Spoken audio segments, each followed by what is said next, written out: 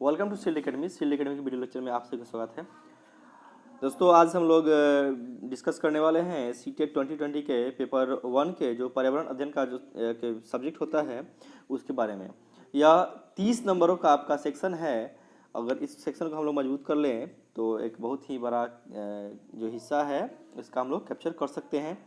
तो चलिए इसके बारे में शुरू करते हैं। इसके पहले वीडियो शुरू करने से पहले मैं बता दूं कि मेरा नाम है अमित कुमार और मैंने 2019 के दिसंबर में सीटेट फर्स्ट अटेम्प्ट में ही क्वालिफाई किया है। तो मैं अपना कुछ अनुभव यहाँ पे भी शेयर करना चाहता हूँ। तो चलिए जी शुरू करते हैं। ठीक है, ये हो गया आपका। ये कुछ महत्वपूर्ण सवाल जो हैं हम लोग उसके बारे में सीटेट के बारे में हम लोग आज चर्चा करने वाले हैं। देखिए, चलिए इसको थोड़ा सा जूम कर लेते हैं। हाँ ठीक है, ये हटा दो। देखिए, तो फर्स्ट क्वेश्चन जो आपका है कि पर्यावरण से अभिप्राय उन समस्त डैश से है जिसका प्रत्यक्ष प्रभाव मानव पर पड़ता है। अब जाहिर सी बात है कि पर्यावरण में वो कौन कौन से ऐसे कारक हैं जिनका प्रत्यक्ष प्रभाव मानव पर पड़ता है। अब मानव पे पड़ने वाले प्रभाव, एक चीज़ समझिएगा, यहाँ पे एक समझने वाली बात है। एक मैं क्वेश्चन के साथ साथ आपको अगर आंसर बता रहा हूँ, साथ ही साथ कुछ टेक्निक्स भी बताऊंगा जिसके जरिए आप लोग आंसर को टिक कर पाएंगे। पहला शक्तियों का प्रभाव, ठीक है, प्रक्रियाओं का प्रभाव और तत्वों का प्रभाव। ये तीनों चीजें हैं जो तीनों का प्रभाव पड़ता है, शक्तियों का या प्रक्रियाओं का या तत्वों का। ये तीनों चीजों का प्रभाव मानव पर पड़ सकता है। तो यहाँ से आपका ये जो डी ऑप्शन है वह क्या हो जाएगा, वो सही हो जाएगा। डी ऑप्शन आपका सही हो जाएगा। ठीक है स्टूडेंट, आगे देखते हैं। पर्यावरण के डैश घटक परस्पर क्रिया द्वारा जैवमंडल की रचना करते हैं। अच्छा, पर्यावरण की का जो घटक होगा जैवमंडल का रचना करना है, तो जब जैवमंडल की बात कर रहे हैं तो जैवमंडल दोनों प्रकार के ही मतलब क्या बोलते हैं घटकों से मिलकर बना है। या तो जैव होगा या अजैव होगा, यानी कि इसका ऑप्शन हम लोग को सीधा सा दिखता है, ए और बी दोनों। सी ऑप्शन आपका सही है। आगे चलते हैं स्टूडेंट। देखिए, बेसिकली जनरली अगर हम लोग जब भी बात करते हैं आंसर के बारे में या क्वेश्चन के बारे में, तो उसमें जो उपरोक्त सभी दिया होता है या जो बड़ा आंसर होता है उस आंसर को ही ज़्यादा क्लिक कीजिएगा। इससे क्या होता है कि चांसेस रहते हैं 70 से 80% चांसेस रहते हैं कि आपका वो आंसर सही हो जाए। नेक्स्ट सवाल की तरफ चलते हैं। पृथ्वी तथा वायुमंडल का वह भाग जिसमें सभी प्रकार के डैश विद्यमान होते हैं पर्यावरण के जैवमंडल में आता है। इसमें आपका हो जाएगा जीव भी आते हैं, जंतु भी आते हैं, वनस्पतियां भी आती हैं, तीनों सभी चीजें आती हैं, यानी कि उपरोक्त सभी आपका राइट आंसर हो जाएगा। स्टूडेंट आगे हम लोग देखेंगे, आगे के क्वेश्चन को लोग देखते हैं। ठीक है, स्थल मंडल के बाह्य सतह जो हमारे पर्यावरण का निर्माण करती हैं डैश के नाम से जानी जाती हैं। डैश के नाम से जानी जाती हैं। कौन कौन सा हो जाएगा भाई? महाद्वीप, पहाड़, मरुस्थल या उपरोक्त सभी। जब भी उपरोक्त सभी की बात आती है, उपरोक्त सभी सीटेट का जो क्वेश्चन का जो लेवल है उसमें अगर ध्यान दें तो इसमें क्या होता है कि उपरोक्त सभी वाला ही ज़्यादातर हम लोग इसमें टिक आउट कर सकते हैं। उपरोक्त सभी ये सही जवाब हो सकता है। ठीक है स्टूडेंट, और आगे देखते हैं। अगला सवाल, सृष्टि को डैश प्रदान करने में वायुमंडलीय तत्वों की सर्वोच्च भूमिका है। सृष्टि को, अब एक चीज समझ में आई है, क्या प्रदान करने में सृष्टि को भाई? तो हम लोग को जीवन प्रदान करने में। सृष्टि कभी भी नहीं कहती है कि आप हमसे मृत्यु ले लो या उपहार ले लो। जीवन जीने के लिए ही हम लोग इस जैवमंडल में, इस पर्यावरण में आते हैं। ठीक है, तो ये हो जाएगा। आगे चलते हैं। क्वेश्चन है, वायुमंडल में जीवनदायी जैसे सूर्य प्रकाश और ऊर्जा आदि पाई जाती हैं। क्या ऑक्सीजन, नाइट्रोजन, कार्बन डाइऑक्साइड या उपरोक्त सभी? देखा स्टूडेंट, जैसा मैंने बताया है उपरोक्त सभी वाला ही ज़्यादातर आंसर होता है। उपरोक्त सभी या जिस भी आंसर का लेंथ बड़ा होगा 70 to 80% चांसेस रहते हैं कि वो आंसर आपका सही होता है। वायुमंडलीय तत्वों को घेरे हुए हैं। वायुमंडलीय तत्वों को कौन कौन घेरा हुआ है जी? स्थल मंडल, जल मंडल, सी स्थल मंडल और जल मंडल दोनों, या डी इनमें से कोई नहीं। तो ये स्टूडेंट हम लोग देखते हैं क्या हो जाएगा आपका आंसर, स्थल मंडल और जल मंडल दोनों। स्थल मंडल और जल मंडल आपका दोनों आपका आंसर हो जाएगा। ठीक है, नेक्स्ट चलते हैं। वायुमंडल के तत्वों का समुच्चय डैश कहलाता है। क्या कहलाता है?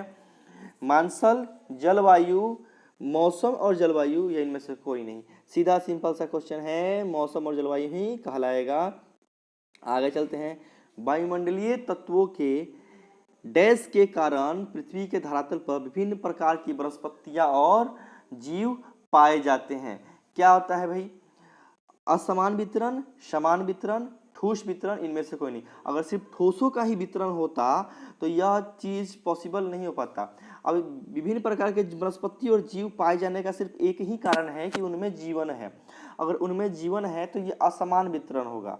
असमान वितरण इसलिए होगा क्योंकि हर प्रकार के जीव के लिए अलग अलग तरह के कारक का होना जरूरी है। तो ये अब अलग अलग जो कारक होंगे तो ही जीवन संभव होगा, अन्यथा नहीं होगा। तो आंसर आपका हो जाएगा असमान वितरण। नेक्स्ट, डैश के द्वारा मानव अपने पर्यावरणीय ज्ञान में वृद्धि करता रहा है। किसके द्वारा पर्यावरणीय ज्ञान में? अब कौन सा हो जाएगा भाई? देखेंगे तो जांच विधि, भूल विधि, जांच और भूल विधि दोनों, इनमें से कोई नहीं। तो इधर सीधा सा सिंपल सा आंसर है जांच और भूल विधि दोनों, क्योंकि हम लोग किसी भी चीज़ का जांच करते हैं या फिर उसे भूल जाते हैं, और इस प्रकार से ये दोनों विधियां हमारे लिए बहुत ही ज़्यादा महत्वपूर्ण होती हैं। ठीक है, आगे चलिए। 11 नंबर सवाल है, अन्य जीवों के समान, अन्य जीवों के समान डैश भी पर्यावरण का एक अंग है। अन्य जीवों के समान कौन है जी? सभ्यता संस्कृति नहीं। पर्यावरण का अंग कौन होता है? पर्यावरण का आपका अंग हो जाएगा मानव, भी पर्यावरण का ही एक अंग है, तो मानव हो जाएगा। ठीक है स्टूडेंट, आगे चलिए। निम्न में किसके अनुसार पर्यावरण एक बाह्य शक्ति है जो हमें प्रभावित करती है? ये अब इसके बारे में अब जो भी विद्वान लोग हैं उन लोग की उनकी बारे में बात होती है। तो ये आखिर किसने कहा था कि पर्यावरण एक बाहरी शक्ति है जो हमें प्रभावित करती है? इसको कहा था ईजे रॉस ने। किसने कहा था? ईजे रॉस ने। नाम याद रखिएगा, नाम याद रखना बहुत जरूरी है, इससे सवाल आपके आते ही आते हैं। तो यह चीज़ें स्टेटमेंट थोड़ा सा याद रखने की जरूरत है। आगे चलते हैं। 13 नंबर, पर्यावरण वह सब कुछ है जो किसी जीव या वस्तु के चारों ओर घेरे रहता है, उसे प्रत्यक्ष रूप से प्रभावित करता है। यह कथन जो है यहाँ पे, यह का हो गया है, यहाँ पे क्या होना चाहिए? ये हो जाना चाहिए ये कथन। ये कथन किसका है? ये कथन किसका है? तो ये कथन है आपका गिसबर्ड का है। किसका है जी? गिसबर्ड का कथन है। कथन जो चीज़ भी है इसको आप लोग डायरेक्ट याद रखना है कि कथन किसका हो सकता है। नेक्स्ट क्वेश्चन की तरफ हम लोग आगे बढ़ते हैं कि क्या हो जाएगा? पर्यावरण व्यक्ति के डैश स्वास्थ्य से बहुत प्रभावित करता है। किससे? अच्छा, पर्यावरण व्यक्ति के मानसिक से तो कोई मतलब है नहीं। पर्यावरण से हमको मानसिक संवेदनात्मक भी नहीं हो सकता है। शारीरिक, पर्यावरण से अगर कोई रिलेट करता है तो हमें शारीरिक प्रॉब्लम ही हो सकती हैं। अगर ठंडा गर्म होता है तो हम लोग क्या होता है, शारीरिक समस्याएं का हम लोग को झेलना पड़ता है, सर्दी जुकाम हो जाती है मौसम चेंज होने के समय पे। इसलिए यहाँ पे आंसर हो जाएगा आपका शारीरिक। चलिए आगे बढ़ते हैं। पर्यावरण डैश प्रकार का होता है? तो पर्यावरण कितने प्रकार का होता है जी? पर्यावरण होता है 2 प्रकार का। अभी हम लोग बात कर रहे थे ना कौन कौन से पर्यावरण का, एक क्वेश्चन और आ चुका था ना। चलिए नेक्स्ट क्वेश्चन, पर्यावरण कितने प्रकार का होता है? अब चलिए एक क्वेश्चन अभी इसी से मार गया, भौतिक पर्यावरण और जैविकी पर्यावरण। चलिए जी क्या होगा? भौतिक पर्यावरण को डैश पर्यावरण भी कहते हैं। कौन कौन से पर्यावरण हो गए? भौतिक पर्यावरण को डैश पर्यावरण कहते हैं, कौन सा, प्राकृतिक पर्यावरण भी कहते हैं। अभौतिक तो हो नहीं सकता है, जो भौतिक है उसको भौतिक कह नहीं सकते हैं, सामाजिक हो नहीं सकता है, भौतिक यहाँ पे जो भौतिक वस्तुएं हैं उनसे लिया जा रहा है। उसके बाद में आता है जैविक पर्यावरण। जैविक पर्यावरण को डैश भागों में बांटा जा सकता है। जैविक पर्यावरण को हम लोग उत्पादक, उपभोक्ता, विनाशक, उपरोक्त तीनों। जहाँ तक उपरोक्त तीनों की बात आती है, अगर मैं इसमें बिना दिमाग भी लगाए मारूं तो उपरोक्त सभी या उपरोक्त तीनों वाला ही आंसर आपका सही होगा। यह चीज हमेशा ध्यान में रखिएगा। नेक्स्ट चलते हैं सवाल, प्राकृतिक पर्यावरण के डैश मुख्य घटक हैं। प्राकृतिक पर्यावरण के डैश मुख्य घटक हैं। उपरोक्त सभी हमेशा सही होता है, यहाँ पे भी वही हो जाएगा। पानी भी है, हवा भी है और भूमि भी है। उपरोक्त तीनों आपके घटक अच्छे तरीका से हैं। नेक्स्ट क्वेश्चन की तरफ हम लोग आगे बढ़ते हैं। डैश हमारे प्राकृतिक पर्यावरण के अंग हैं। डैश हमारे प्राकृतिक पर्यावरण के अंग है। स्टूडेंट देखेंगे, पेड़ पौधे, पानी, धूप या इनमें से कोई नहीं। प्राकृतिक पर्यावरण के अंग के बारे में, प्रकृति से हमें क्या क्या चीजें मिलती हैं। प्राकृतिक पर्यावरण हमारे प्राकृतिक पर्यावरण के अंग हैं, तो इसका आंसर आपका हो जाएगा कि पेड़ पौधे। पेड़ पौधे जो हैं प्राकृतिक पर्यावरण के अंग हैं। ये नहीं हो तो काम नहीं चलेगा। धूप तो आता जाता रहता है, पानी का भी वही स्थिति है, लेकिन पेड़ पौधे का होना बहुत ही ज़्यादा ज़रूरी है। नेक्स्ट चलते हैं स्टूडेंट, क्या होता है, पर्यावरण प्रदूषण के मुख्य घटक हैं जल प्रदूषण, वायु प्रदूषण, ध्वनि या उपरोक्त सभी। क्या आंसर होना चाहिए, उपरोक्त सभी आंसर होना चाहिए। नेक्स्ट लिए, वायु प्रदूषण की समस्या डैश प्रदूषण से भी अधिक जटिल है। वायु प्रदूषण जल प्रदूषण से भी अधिक जटिल है। ध्वनि का अभी हम लोग उतना सामना नहीं कर रहे हैं, जबकि जल या वायु प्रदूषण का सामना हम लोग बहुत ही बुरी तरीका से कर रहे हैं। कई कई जगहों की तो जल स्तर ही इतना नीचे गिर गया है कि वहाँ का पानी भी मिलना बंद हो गया है। आगे चलिए, शिक्षा के द्वारा डैश की शिक्षा अध्यापक के सहयोग के बिना नहीं दी जा सकती है। क्या हो जाएगा भाई, किसके द्वारा, बिना अच्छे पर्यावरण के द्वारा। अच्छा, एक चीज हमेशा आप याद रखिएगा, जब भी पर्यावरण, मनोवैज्ञानिक, सामाजिक इस तरह का क्वेश्चन आता है और आपका जो सब्जेक्ट है, जो पेपर 1 का सब्जेक्ट है पर्यावरण है, तो दिमाग में बात रखिएगा कि आंसर हमेशा पर्यावरण से ही आएगा। आंसर पर्यावरण से होगा, अदर किसी से नहीं पूछा जाएगा। चलिए, स्वास्थ्य विज्ञान के अंतर्गत शुद्ध जल का महत्व और शुद्ध जल से उत्पन्न रोगों का अध्ययन किया जाता है। क्वेश्चन आपके स्क्रीन पर हैं, देखिए स्टूडेंट, कैसा, सत्य, असत्य या अनिश्चित, यानी में से कोई नहीं। तो इसका आंसर हो जाएगा अनिश्चित। इसमें कोई भी निश्चित नहीं होता है कि कब क्या हो जाए, ठीक है। प्राकृतिक पर्यावरण के साथ सांस्कृतिक पर्यावरण को जोड़कर किसकी संज्ञा दी गई है। जैविक पर्यावरण, भौगोलिक पर्यावरण, जलवायु या उपरोक्त में से कोई नहीं। अच्छा, उपरोक्त सभी बोले तो आंसर उपरोक्त सभी हो जाता है, लेकिन उपरोक्त कोई नहीं बोले तब जाके ये समस्या होती है।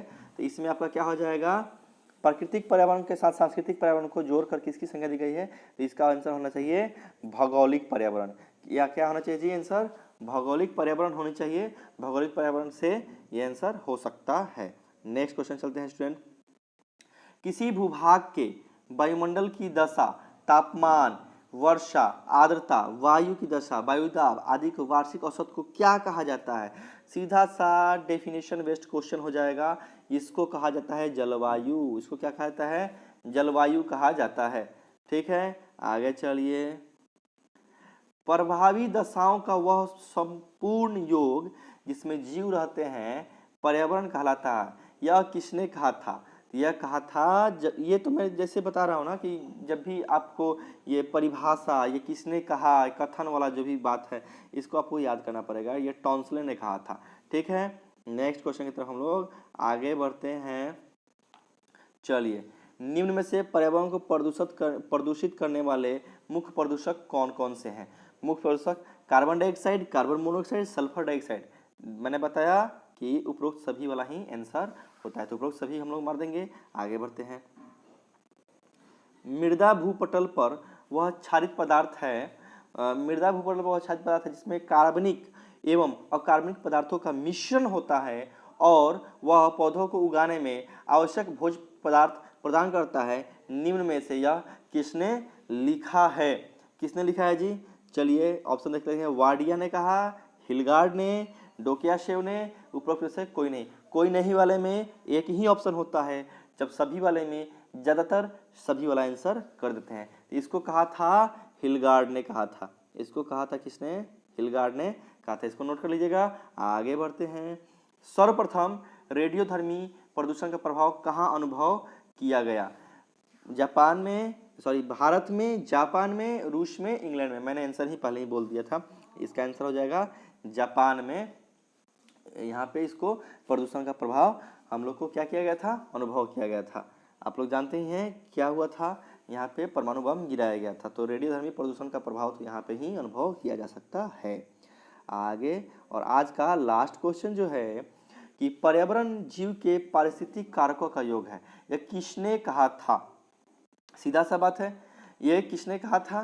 तो ये कहा था ए फिटिंग ने कहा था। किसने कहा था? ए फिटिंग ने। पी सेरोकिन ने नहीं कहा था, ए फिटिंग ने कहा था। सैंपल में भी नहीं, अधिक्षेत्र में भी नहीं। इसी के साथ आज का ये वीडियो लेक्चर जो होता है यहीं पे समाप्त हो जाता है। तो आज हम लोगों ने पूरे के पूरे 30 क्वेश्चन को हमने देखा, ठीक है। तो 30 क्वेश्चन हमने देख लिया जी, और आशा करते हैं आप लोग को ये वीडियो पसंद आ रहा है। अगर पसंद आ रहा है तो जितना कोशिश कीजिएगा ज़्यादा से ज़्यादा शेयर करने का, उतना ही और मैं वीडियो बनाऊंगा और आप लोगों को हेल्प भी होगी। तो इसको शेयर करें। ओके, तब तक के लिए थैंक यू वेरी मच।